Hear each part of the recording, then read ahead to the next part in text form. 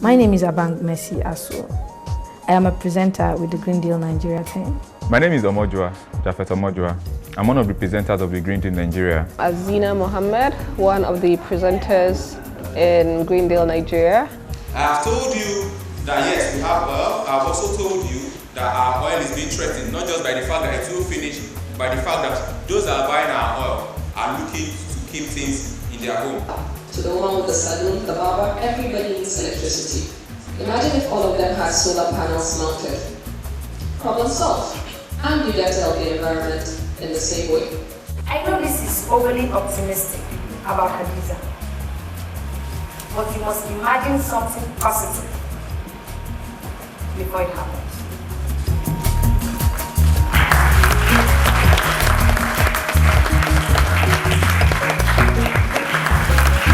I think in one word, Green Deal Nigeria is iconoclastic. Iconoclastic in the sense that this has never been done before. The issues we're raising have never been raised before. I mean, who came out to say Nigeria's oil will finish? I'm Christine Kay. I'm the director of the Heinrich Böll Foundation's Nigeria and West Africa office. Today we live in an age of global warming and climate change, a reality that most Nigerians actually experience on a daily basis. But the concept of global warming hasn't really sunk into policy making, into individual people's life choices, etc. So we set out to do a Green Deal Nigeria study. We had 3 authors from Nigeria, and we had 1 international author, Hans Verolme. The Green Deal Nigeria study isn't a study, it's a vision. It's a project to inspire people to take control of life and to make the change that they want to see. I met with Christine and we were talking about the challenge that we face between having our ideals as environmentalists and the big gap with government policy. And it was my contention that we could actually devise a process by which these ideas could be promoted and integrated into government thinking, even in a tough environment like Nigeria. The Green Deal had 4 different chapters, principally, with a lead consultant who coordinated all of the 4 chapters. One of the chapters dealing on Nigerian oil and gas, the other chapter dealing on agriculture, one of the chapters dealing on access to energy, and then one on climate change and conflict. The last 2 are the ones I'm directly involved with. We made sure that this wasn't an academic exercise. We worked with civil society leaders, with academic experts, we worked with activists, and we worked with those people in government that themselves are fed up. The first thing is that the learning curve about climate change is still very deep, all around Nigeria. So climate change is new here, and people still think it's very abstract. It's something that doesn't merit priority in terms of legislative business, because for us to pass any legislation or to draw any policy, people whom we need, our colleagues and whom we need to be able to do that, we have to understand what it is. And if they think it's not something that is in the immediate benefit of their constituents, and that could be an ignorant assessment. What I'm trying to say is that overall in our society, people don't understand what climate change is, including the parliamentarians. So there's been little or nothing we've been able to do to be able to overcome that, to be able to translate into legislation. I do not think that as at today, we have an update of a vulnerability assessment of what climate change can do to our national economy or to the country as a whole. So first of all, government must really do an assessment to know to what extent that climate change is going to affect us. If government identifies a problem, government should set up the framework to address those problems.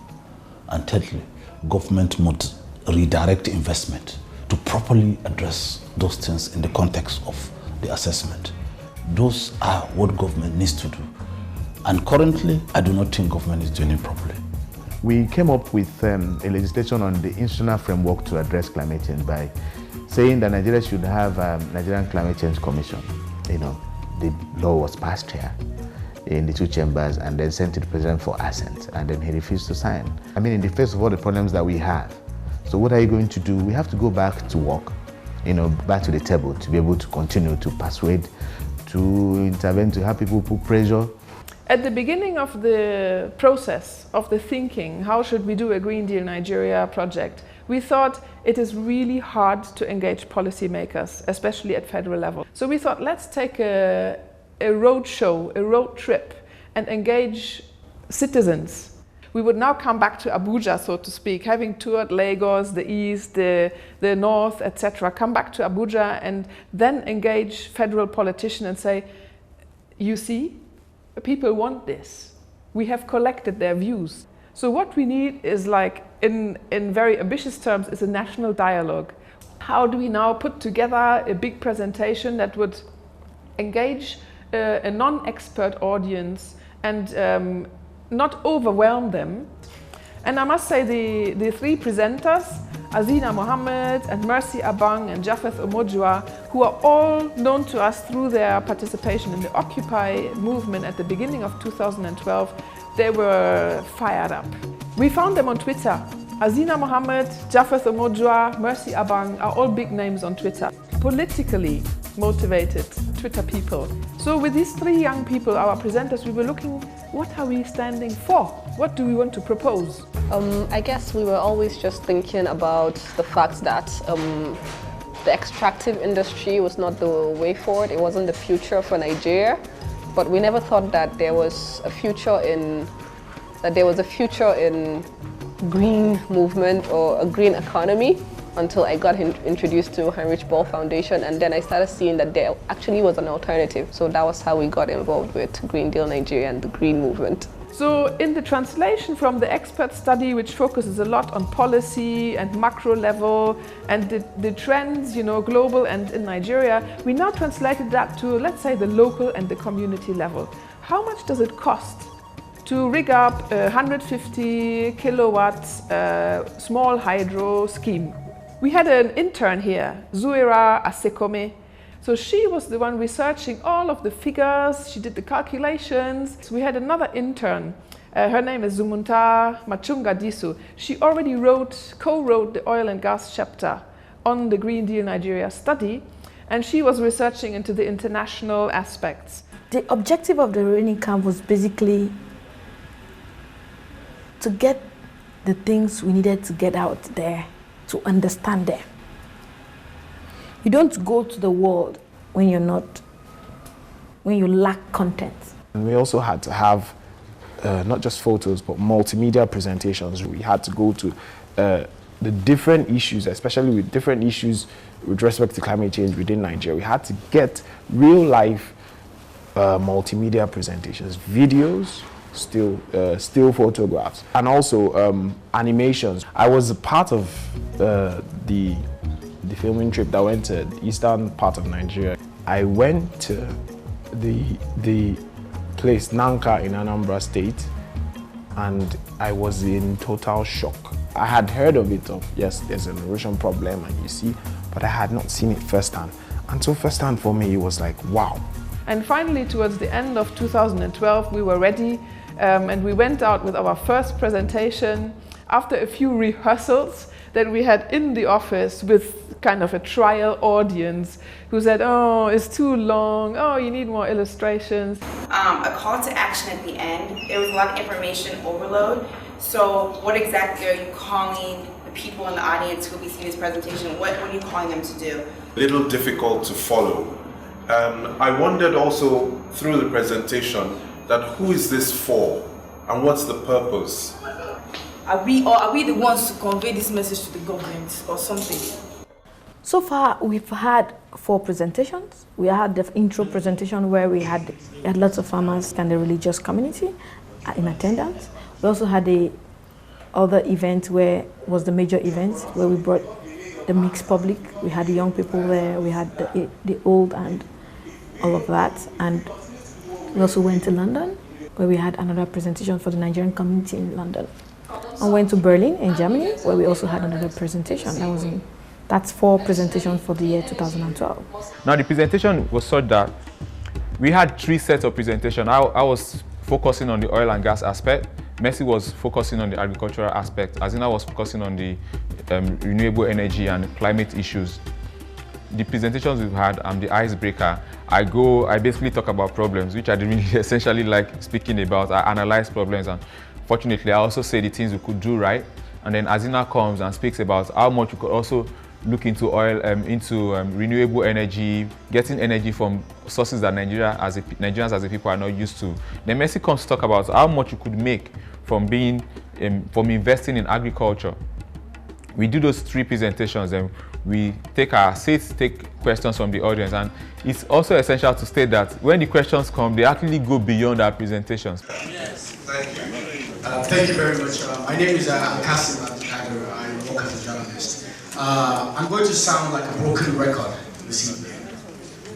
If we don't check... I saw there were several presentations, and there were also several videos which made it more educative. But we're able to see all those on the videos, and there were question and answer segment, and they gave us the opportunity to be able to interrogate them on what they saw in the field. What I liked about the presentation was the talk on petroleum. In Nigeria, we generally have this idea that our petrol will never run out, and so this seems to be like the only form of